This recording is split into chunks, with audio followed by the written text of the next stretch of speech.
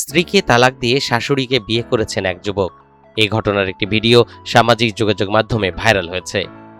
এই আলোচিত ঘটনাটি ঘটেছে ভারতের উত্তরপ্রদেশের কানপুরের দেহাতে।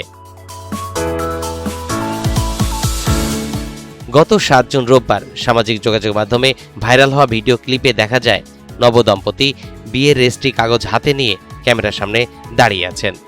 তারা জনসম্মুখে নিজেদের সম্পর্কের কথা স্বীকার করে সবাইকে এই বিয়ে মেনে নেয়ার অনুরোধ জানান। সবার কাছে নতুন জীবনের জন্য আশীর্বাদ প্রার্থনা করেন।